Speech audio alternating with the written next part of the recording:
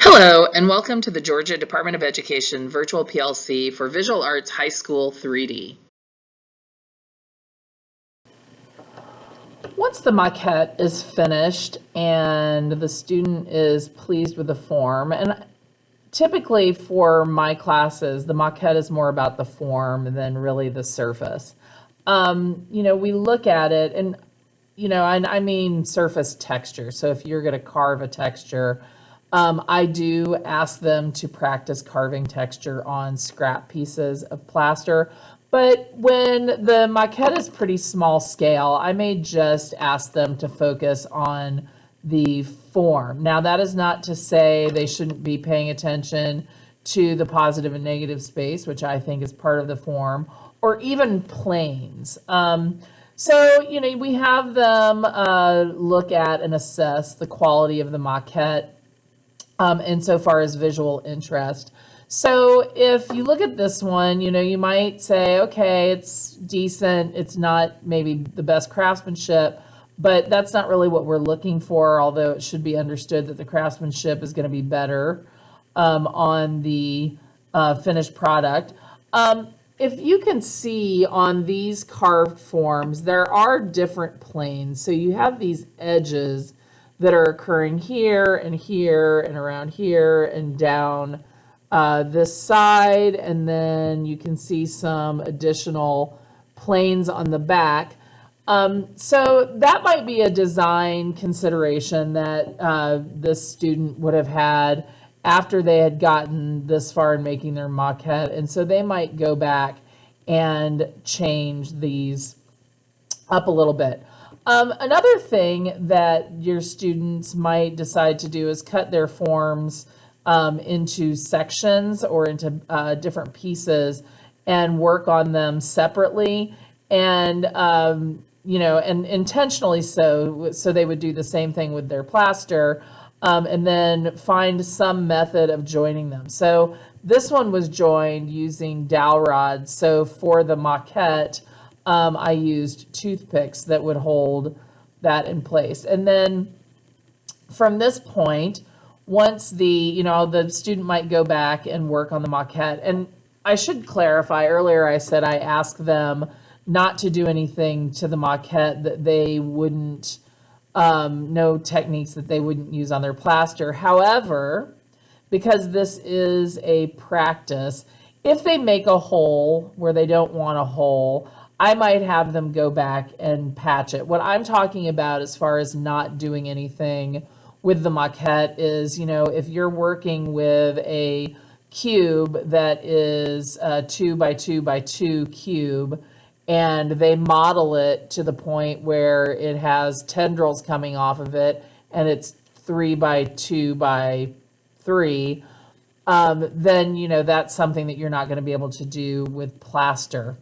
However, if they need to patch their maquette, or if they take something away and they want to add it back in, they certainly can do so. I've also, on occasion, had students make a backup just cylinder or cube, so that if something happens and they're just completely dissatisfied with their maquette, that they are not having to start from scratch. So again, at this point, go back to the drawing board if you need to work out any more issues with the form. And then once you are satisfied with your maquette, you will be able to pour your plaster.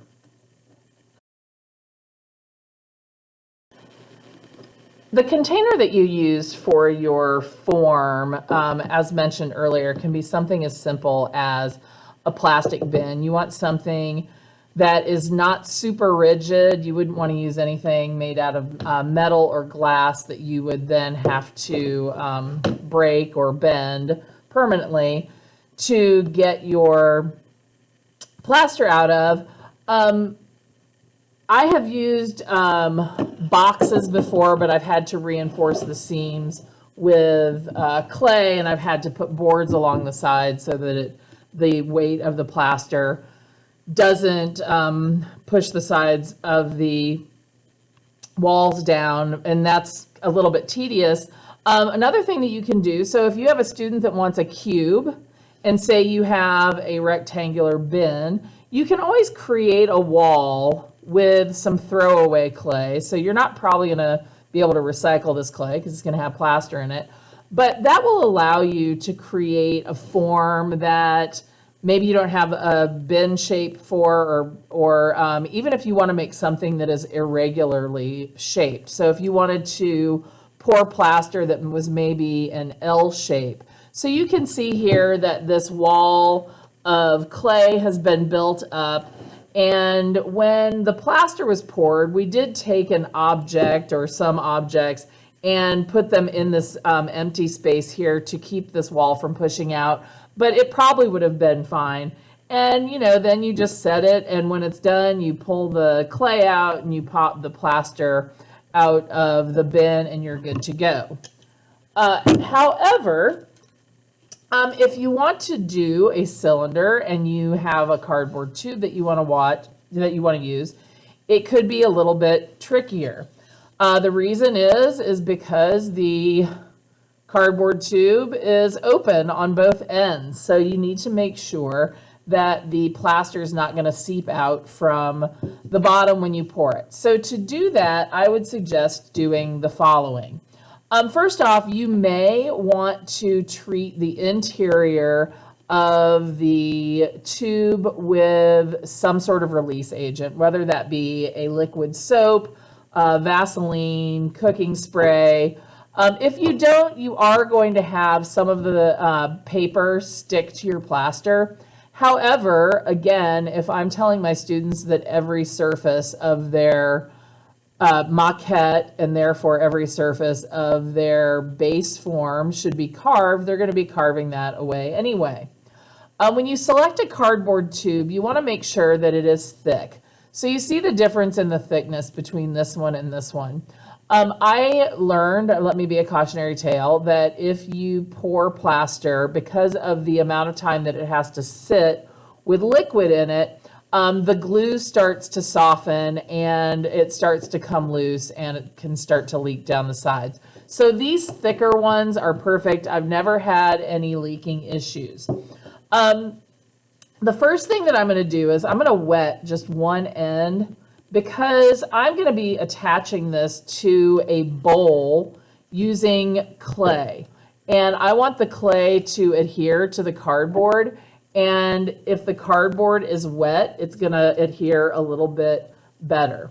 So I'm going to take some clay and I'm going to roll it in a pretty decent sized coil. And you can see at the bottom of this one that's already been poured, that this is the clay coil. And we're going to put a clay coil around the inside base. And that is the most important one, because that is the area where the plaster is going to want to push out from inside the tube. So because I've got I've got my father's hands, I'm going to start by putting the coil on the inside before I attach it or set it in the bowl, and make sure it's where it needs to be. If I can, again, the point of that moisture is that it's helping, or at least not deterring, I don't know how much it's helping at this point, my clay kind of stick to the cardboard surface, because the clay is wet, the cardboard is wet, they want to stick to each other. Okay, now I'm going to put this in the bottom. I try to choose a bowl that's relatively flat. I am going to smooth, or I tell my students that I feather the clay so that that top seam is smoothed in to the cardboard. And that's just sort of blending it into the surface so that it doesn't have a seam for the plaster to sneak through and leak. And the reason that I'm using a flat-based bowl, so that when the weight of the plaster is in the tube, the bowl doesn't give on the bottom and, compromise the coil that is stuck. The next thing I'm going to do is I'm going to stick this down onto the surface. You can see maybe that clay has seeped out a little bit, but that's perfect. That is what we want. And then I'm going to take another coil and I'm going to put it on the outside. And depending on your working time, you may need to get a spray bottle and spray this cardboard down so that this clay continues to stick. And then again, I am going to take and I am going to smooth, I'm going to take a little bit of water on my fingertips and I'm going to smooth that clay into the tube. Now, ideally, if your hand is small enough, and you probably have some students who don't have their father's giant man hands, and so they can fit their hands inside the tube to really make sure that that coil is blended in not only to the cardboard, but to the plastic base of the bowl. So I'm just about finished here, so you will be able to get a look. And again, not only am I choosing this bowl because it's flat on the bottom, but should we spring a leak, you want your plaster in a container.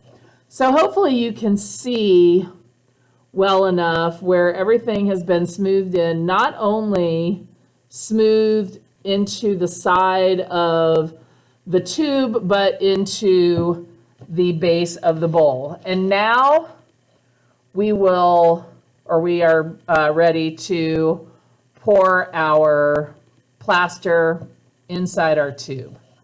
And hoping that it doesn't leak, when we are done, it will leave us with a cardboard tube full of plaster with a little bit of clay on the end that we can then release from the container.